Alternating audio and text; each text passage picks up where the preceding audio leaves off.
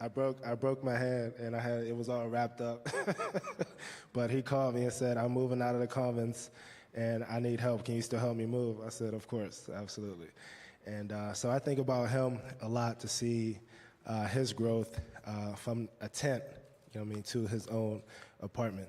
And we see that a lot, of course, like with folks who we see coming out of the jail. There's actually a guy who lives right around the corner from us that we met coming out of the jail, and now when I'm coming home from work, I see him playing with his daughter. You know what I mean? and it's a wonderful sight to see. The system doesn't really humanize people. Even when you get incarcerated, they don't refer to you by name. They refer to you by your number. You know what I mean? They give you a number in the county jail, they give you a number in the state penitentiary, and that's how you're identified. So like the work that we do is really about humanizing people. You know what I mean? That guy who was in the county jail, his name is Abdul Sharif. You know what I'm saying? I don't know his daughter's name, but I know he has a family. I know he's a loving father based off of what I've seen. You know what I mean? And that guy, Don, he may have been a statistic because whenever they built the 2nd Avenue Commons, they built it based off of how many homeless people they counted at that time whenever they started building it. So he was counted as a number, but he's a human being. He has a history. There's a reason that he was out, in a tent or in the encampment, and he's back on his feet now. So I think about him, but of course, I can think about everybody that we come across.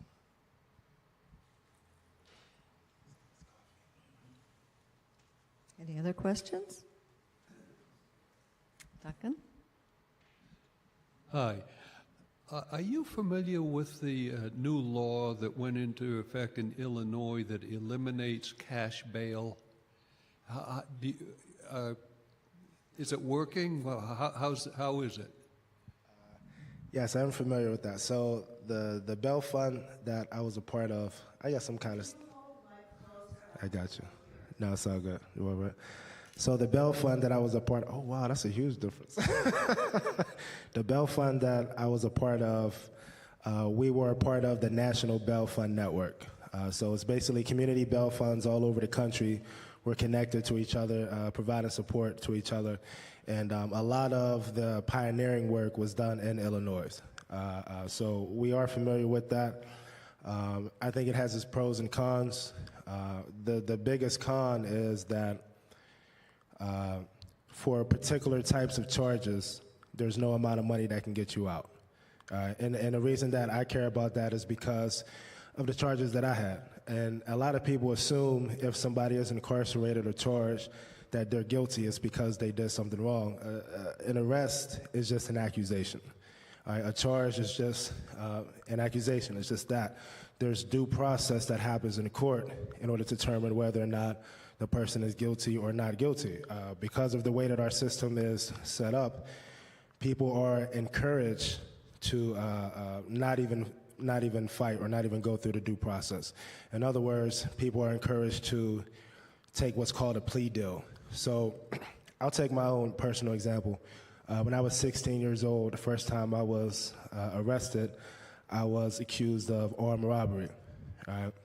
Under this Illinois law, I would not have been able to be bailed out. I was bailed out here. The bail was originally $25,000. It got reduced to $3,000. Through a bondsman, we pay a percentage, so we paid $300 is what got me out. If this Illinois law was in place, I wouldn't have been out at all. So that means I have to sit for the duration of the case, which in my case was over a year. And I was eventually acquitted because I fought. And if that happened, if I was incarcerated the entire time, there is no type of recompense or restitution paid back to me for that year that I spent. So I think it's good because a lot of people who are charged with low-level offenses won't have to pay anything. Cash bail in general just criminalizes poverty. You know what I mean? If you're poor, you sit. If you're rich, you go free, regardless of what the charges are. In a lot of cases or in a lot of states. Believe it or not, there was legislation on the books or legislation that was proposed here in Pennsylvania that would have instituted something very similar. All right? And we, the bail fund, all over Pennsylvania, all of the bail funds, we met with our legislators and explained to them why that was a bad idea. And partially it was because all of the charges that I had, I would have been sitting the entire time, and we don't think that's right. We equivocally stand against pretrial detention, period. We don't believe that you should punish somebody before they have the due process. You know what I'm saying? Now this is another example that I like to give. For armed robbery, you get 5 to 10 minimum in Pennsylvania, right? Say my trial is a year. Say it's a year, and I get found guilty, and I get sentenced to a minimum of 5 years, right? They give you time served, meaning you have to do one less year because of the time that you spent there, right? But if you get acquitted, like I did, and you walk out, what happens to the year? I lost my job, I lost my car, I lost custody of my children, I lost my house, I wasn't able to provide in this capitalistic system. What happens? Nothing. As a matter of fact, I remember the day I was acquitted. Everybody just got up and walked away. I didn't even know what happened. I looked at my lawyer. I said, "Is that it?" It was crumb. So I do think it's good for some people. I do think across the board. Only reason we stand against it is because we're against pretrial detention, period. And most importantly, I think it's a moral issue for us because if you are incarcerating somebody before the due process, we don't really think it makes any sense. You know what I mean? Yeah. Manny, I have a question, and I don't know if you can answer this or maybe Bethany. Why did it take a year? Why were you in jail for a year before your case was heard and you were acquitted? Okay, so I just got to clarify real quick. I wasn't in jail for that long because I got bailed out. That was like Okay. a hypothetical, Okay. you know what I'm saying, I see. scenario. But it does take that long. For real, it takes a lot longer than that. I would say typically it's 2 years.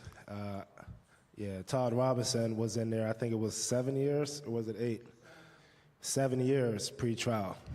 My cousin, JoJo, I think he was in there for 2 or 3 years for a lot of reasons. In fact, this is the reason that the courts encourage people to take plea deals to get them out of the way, because if everybody fights, it takes up time. You know what I mean? If everybody disputes the charges, it takes up time. So using that same scenario, for armed robbery, the minimum is 5 to 10. It's automatic. They offered me 4 to 8.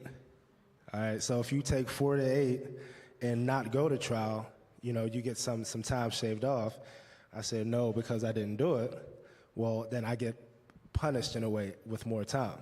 You know what I mean? That's kind of what happens. So they incentivize people to take plea deals in order to put less stress on the system at large. And I will say since COVID, the jails have been depopulated, but for the most part, prior to that, and we see it going back up. I mean, it's just overpopulated. You know what I mean? There's too many people in the system, a lot of too many petty charges. I think I read a book, it was called The New Jim Crow, where it's talking about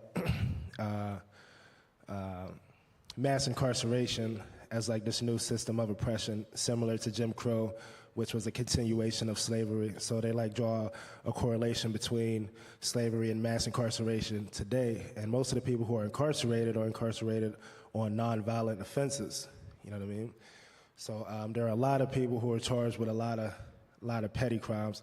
Something as simple as I don't want to say as petty, but child support. We see a lot of that in the county jail. A lot of probation violations, which that's a completely separate story. But basically, they encourage folks to take plea deals in order to have less stress on the system. And the stress on the system is why everybody's case takes so much time. Could you spend a few minutes talking about what happens to people after they take a plea deal and they've got a sentence and then they come out and they're trying to find a job, they're trying to find housing, how that affects them? It affects them tremendously. It's a stain, a stigma that's attached to you forever. Forever. In fact, funny enough, because I guess I'm in the public eye to some degree nowadays, there's a stigma attached to me that I am a criminal, I have a record, I'm a convict. And during one of the council meetings, I think it was 2 weeks ago, it was revealed that some county council members were lobbied not to vote for me for my appointment to the Jail Oversight Board because I had a record. So completely negating all of the work that I did, community care resistance, or even One Hood or the Bucket Bail Fund, anything that I did, the only thing that they focused on was that I had a record. Now, funny enough, the only thing on my record is a summary. Even though I was charged with armed robbery, I was acquitted, meaning it's not on my record. But it was still in their mind. The stigma is still in their mind. If somebody goes to jail, that's how they're identified. You know what I mean? And that follows them wherever they go. And so, it's unfair on a lot of different levels, and it's just downright discrimination. A lot of the unhoused folks that we work with can't find housing or can't find employment because of that intersectionality between, them being unhoused and them being incarcerated. In fact, we have a bag full of clothes and shoes for a guy who just maxed out of prison. And when he was done with his sentence, the prison literally just dropped him off here and just kicked him out. No type of follow-up, no type of, recovery plan or reintegration plan. And he's on his own. So we're going to do it the best we can, but we got to start with the basics like clothes and shoes. So, if you don't have that support from your family or from community, you're really on your own. You're really out there on your own, and it's terrible. But that's the reason that orgs like ours exist. I gather that there may be some states like possibly California and Oregon that have tried to institute systems where it's not punitive but supportive. Are there good models that other places should be following? So the best model that I know of, and correct me if I'm wrong, is the Norway model. And you should actually, there's like a YouTube video about it that I think is actually great. So the system of, I guess like the legal system that we currently have, it's exactly as you said, it's a punitive one.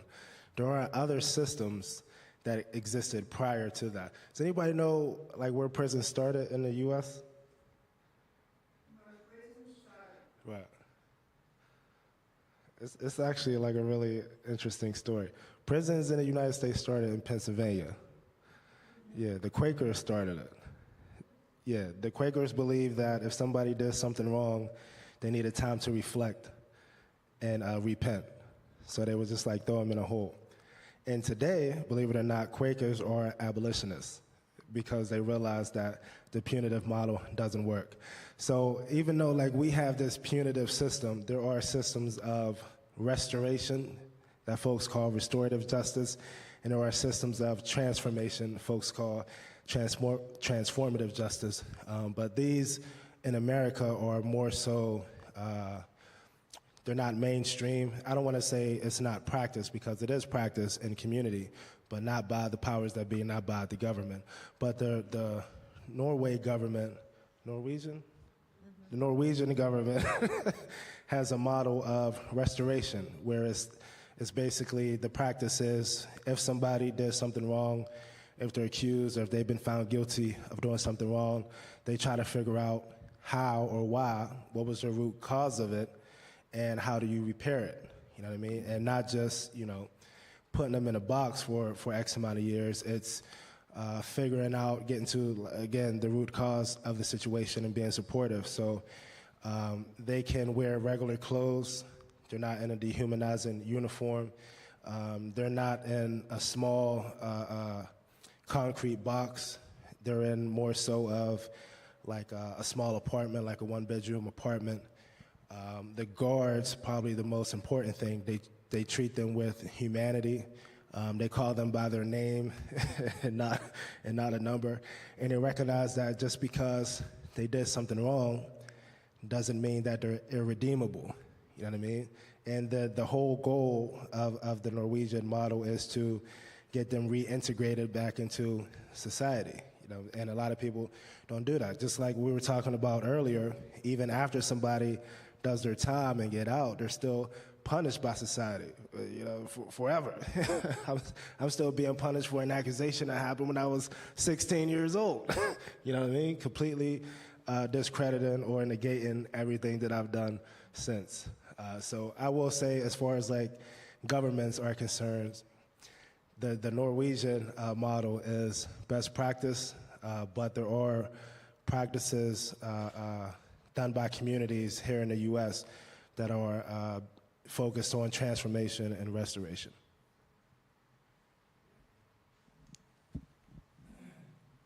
So it's a two-parter, actually. The first question is, maybe in the past 20 or 30 years, there's been a maximum volume kind of mentality, like commercialization of jails, privatization. So maybe we could get your insight there. I don't know if it applies anywhere here in Western PA. And then the second question is, with the recent legislation to declassify marijuana as a Schedule I drug, may move it down to Schedule III, I think it is there any thought in how that's going to impact people post-jail? And more importantly, I guess the other question is what's the population of people that are wrongfully incarcerated for minor drug offenses? Because I feel that is the major point of critical mass for the jail system, and I feel it's wrongly applied. So maybe you can comment there. No, you're absolutely right. Excellent question. My response is probably going to be controversial, only because I know so many people value our two-party system. But I will say mass incarceration, as we know it, or the uptick or increase of volume in penitentiaries is directly the result of Joe Biden and Hillary Clinton. I'm sure more people, but they kind of championed it in the 90s with the 90s crime bill, all right, and classifying inner city black children as super predators.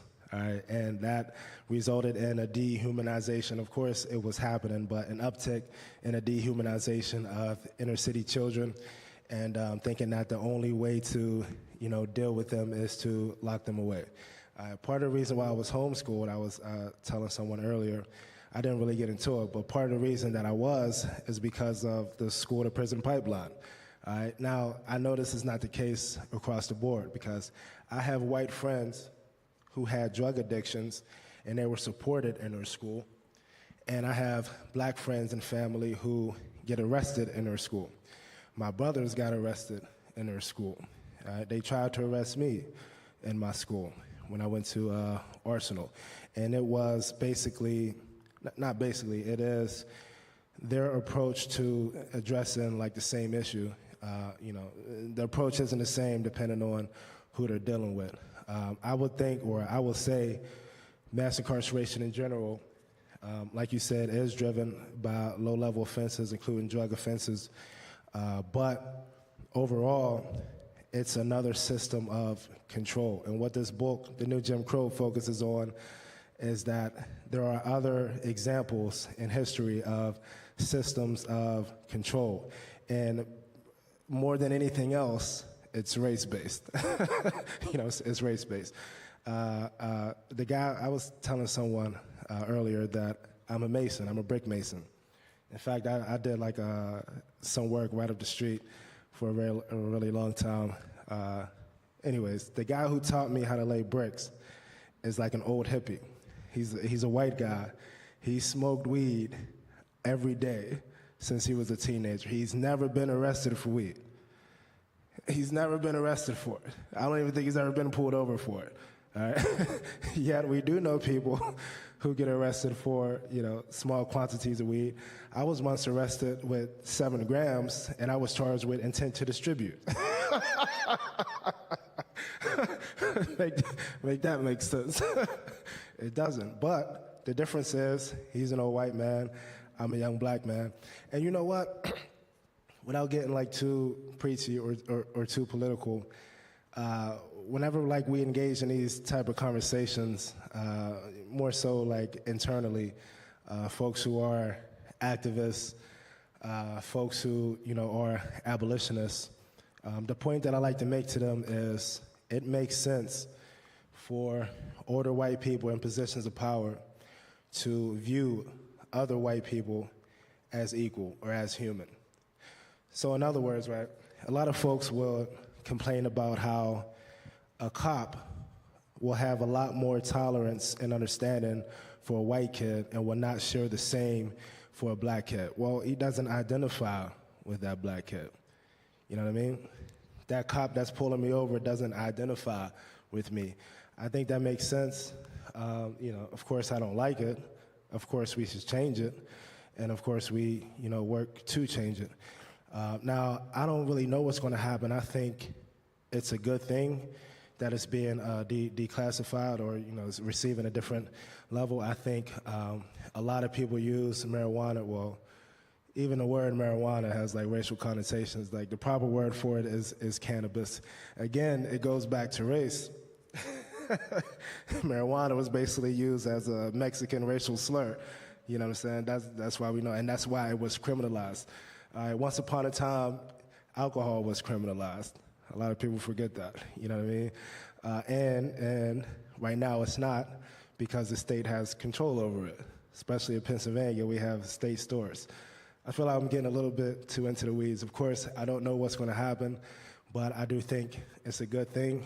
I think it's going to come with another level of control. But, that's something that we're kind of fighting against.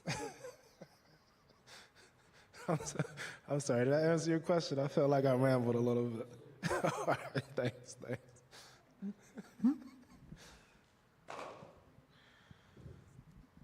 Thank you for being here, man.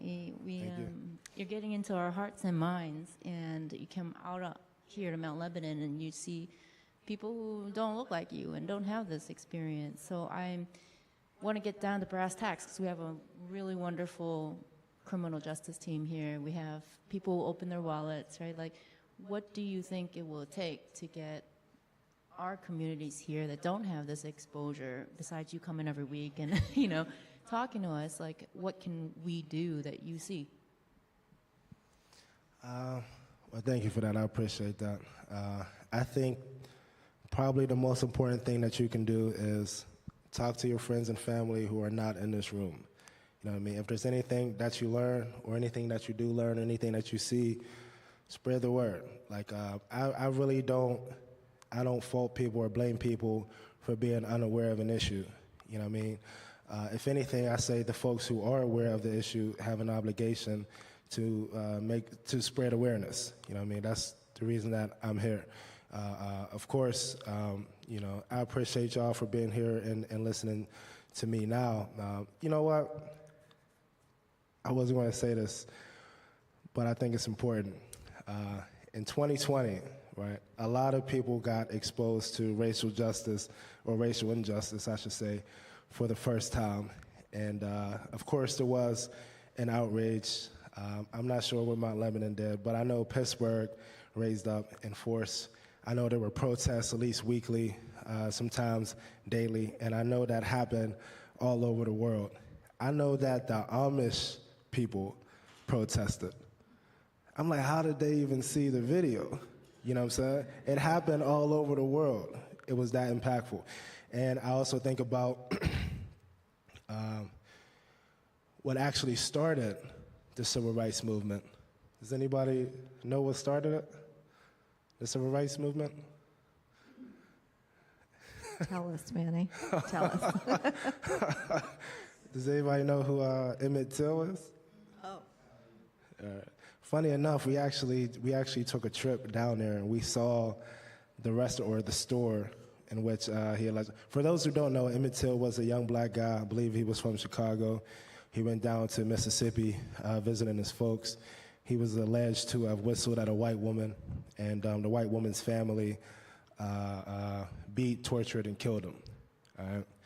Now, when his mother found out, she made it a point to, again, Mother's Day, honoring the mothers, she made it a point to make his funeral an open casket, all right, so everybody could see what they did to him. His face was unrecognizable. It was swollen.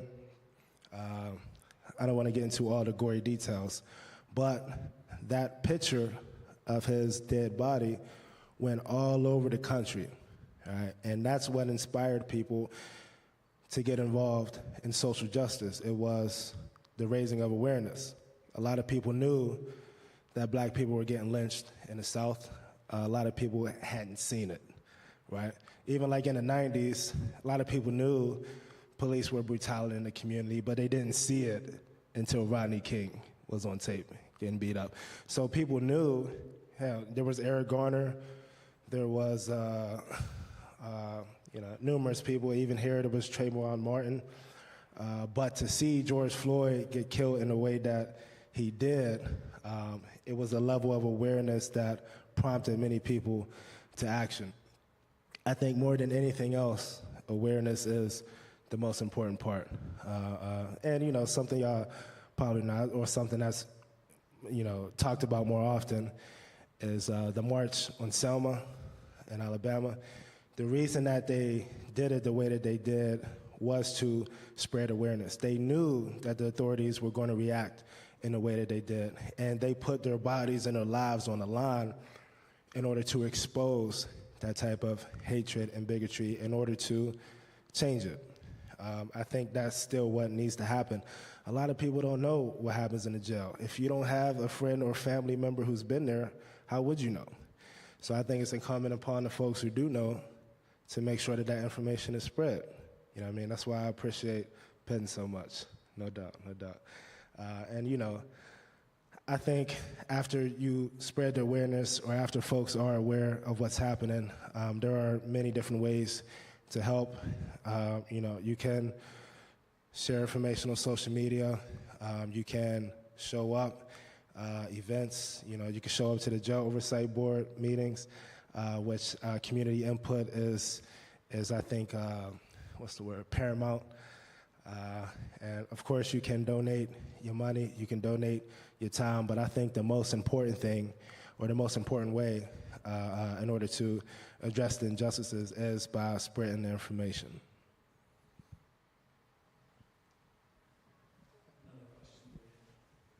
So, obviously educating the public and the community is critical, right? And this is probably going into some gray areas, but what about education of the people that are supposed to enforce the laws?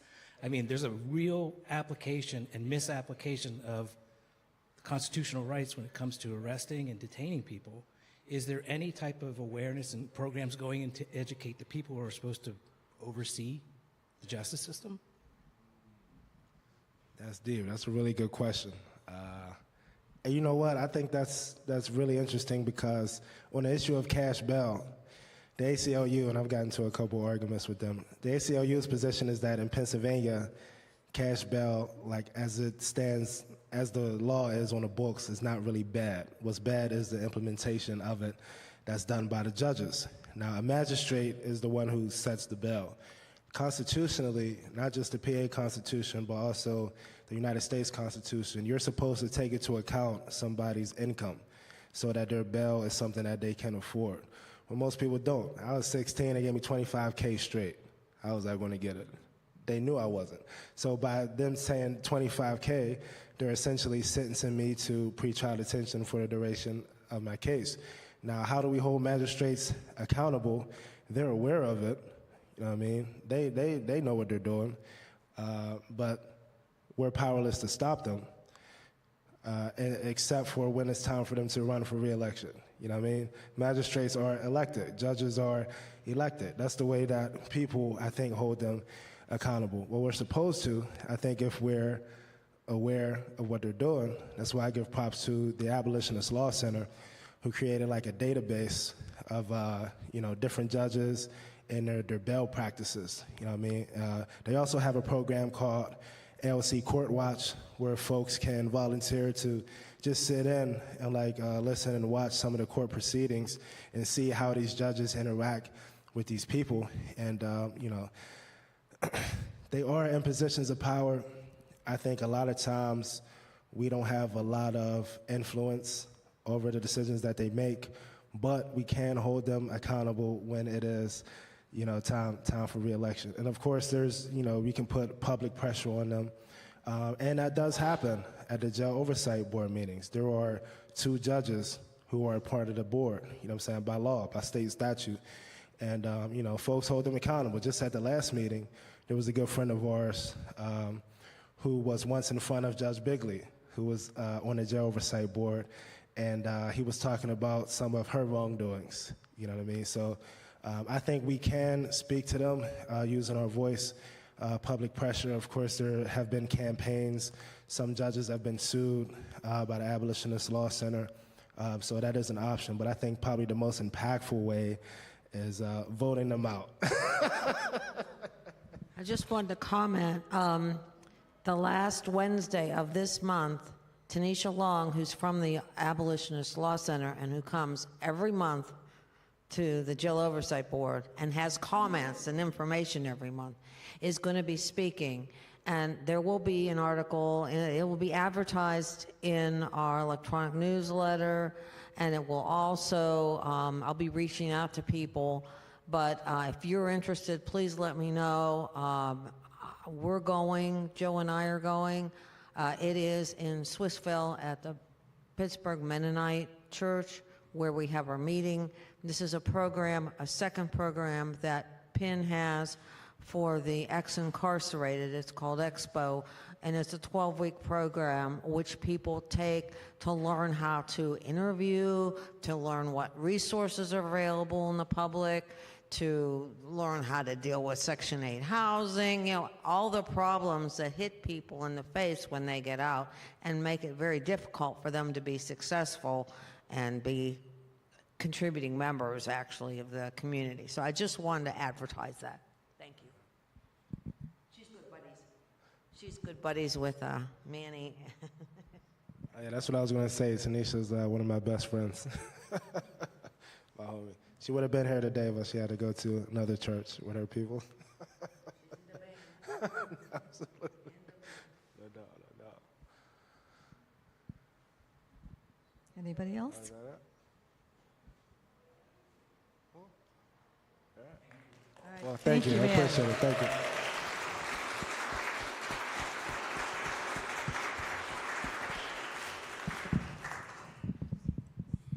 And again, if you want to look this over again, it will be on YouTube and Facebook. So if you say, oh, what did we talk about, or how did that go, or what, can't remember exactly what the answer was, or the question, etc.